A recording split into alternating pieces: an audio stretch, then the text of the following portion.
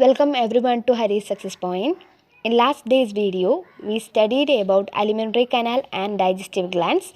In today's video, we will be seeing the digestion of food. As you all know, food is an important requirement for all living organisms.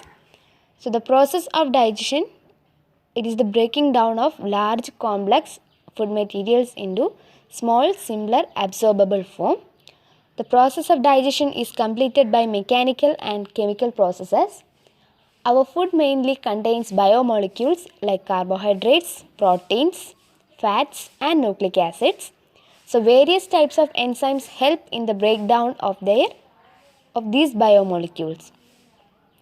The oral cavity, which is the initial part of the alimentary canal, it performs two important functions, namely mastication and swallowing. Mastication or chewing is the breaking down of the solid food into small particles by cutting, tearing and grinding with the help of teeth and tongue. So the wavy movement of the tongue helps in mastication.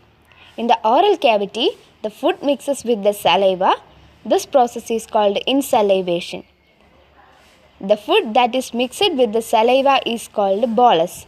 So the mucus that is present in the saliva helps the food to change its form into a semi-fluid state. Deglutition is the swallowing of food. The bolus passes through the esophagus and reaches the stomach with the help of peristaltic movement of the esophagus. Further digestion of food occurs in the stomach and small intestine. So, as we already studied, our food contains various biomolecules. So, the location of the digestion of each biomolecule varies. So, now we are going to see the digestion of each biomacromolecule individually. First, we will see the digestion of carbohydrates. The digestion of carbohydrates begins in the oral cavity by the action of salivary enzymes. The saliva contains electrolytes, salivary amylase and lysozyme. About 30% of carbohydrates are digested or hydrolyzed in the oral cavity with the help of salivary amylase. Starch is converted into maltose at the pH of 6.8. Maltose is again converted into glucose with the help of this enzyme salivary maltase. The rest of the carbohydrate remain in the form of polysaccharides.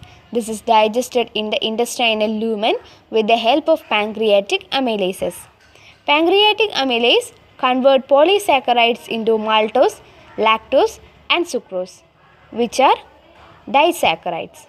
So, that is the digestion of carbohydrate. It begins from the oral cavity and it ends up in intestine, small intestine. Then now we are going to see the digestion of proteins. Proteins are polymers of amino acid residues bound together by peptide bonds.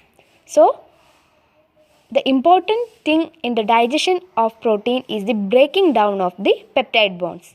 The digestive enzymes which attack these peptide bonds are called proteases. In the stomach, the food mixes with gastric juice. It contains a proenzyme called pepsinogen. The pepsinogen, when comes in contact with the hydrochloric acid, gets converted into active enzyme called pepsin.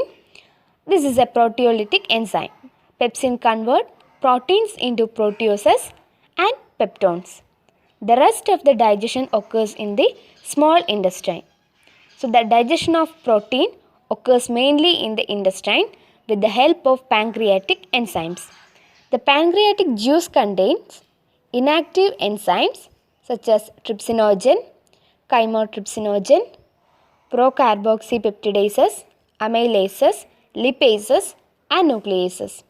A special enzyme called enterokinase secreted by the intestinal mucosa activate trypsinogen into the active trypsin. Trypsin activates other enzymes in the pancreatic juice. The activated pancreatic enzymes convert proteins, peptones and proteoses into dipeptides, which are the simpler absorbable form of proteins. Now we are going to see the digestion of lipids. Lipid digestion is mediated by gastric, pancreatic and intestinal lipases and intestinal esterases. This initial emulsification is brought about by pepsin. Emulsification is the breakdown of large and complex fat globules into small and simple fat droplets.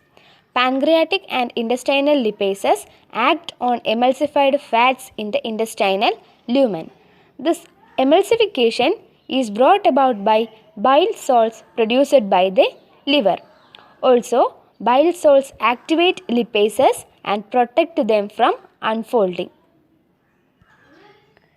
A small protein in the pancreatic juice called lipases probably protects the lipases from inhibition by bile salts.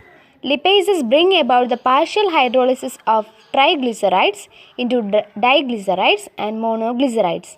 These are further acted upon by esterases, bringing out their complete and final hydrolysis into fatty acids and glycerols.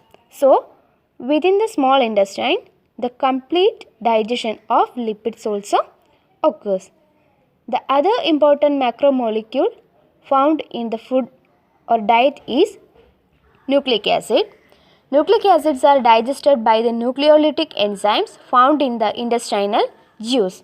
They are of three kinds, namely nucleases, phosphatases and nucleosidases. Nucleases hydrolyze nucleic acid into nucleotides.